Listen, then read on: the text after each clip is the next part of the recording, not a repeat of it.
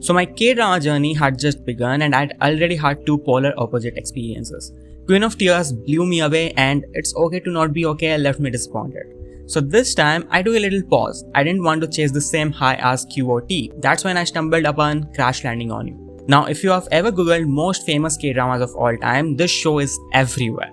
It went viral during COVID, it scored an 8.7 on IMDb and it's often called a classic.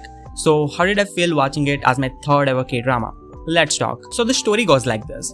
Yoon Seri, a South Korean owner of a big company, crash lands in North Korea after an accident while testing her company's paraglider. There, she meets Captain Ri Jeong-hyuk, a North Korean soldier.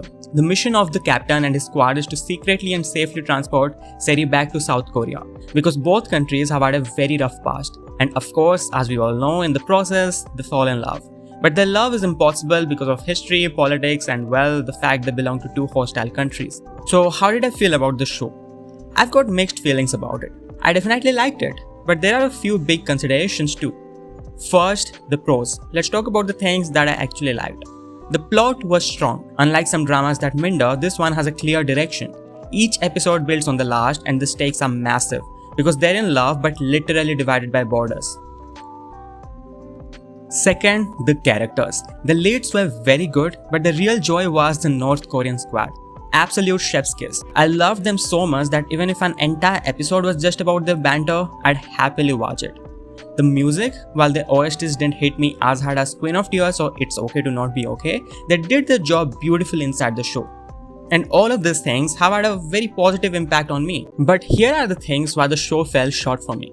First, even with such a strong premise, it often didn't feel convincing enough. Some emotional moments just didn't land as hard as they should have. Secondly, it leaned way too much on cliches. Fate-driven encounters, melodramatic bullet scenes, and instant love. It wanted me to care deeply about the leads by episode 2 itself before even earning that part, and I wasn't fully sold. Technically, some details were sloppy. For example, flashback scenes that were supposed to be 10 years earlier, but the characters looked exactly the same. This is how these characters look in present, and this is how they were supposed to look 10 years ago. Now, this is completely unbelievable.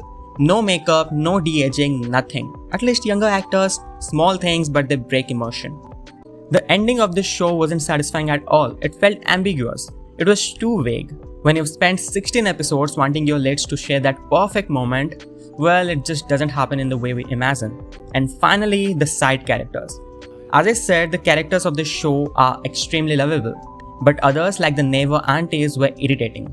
The show gave them too much screen time and the filler scenes dragged the story unnecessarily. Even if you skip their scenes, you won't miss anything at all. So overall, Crash Landing on You is a good show.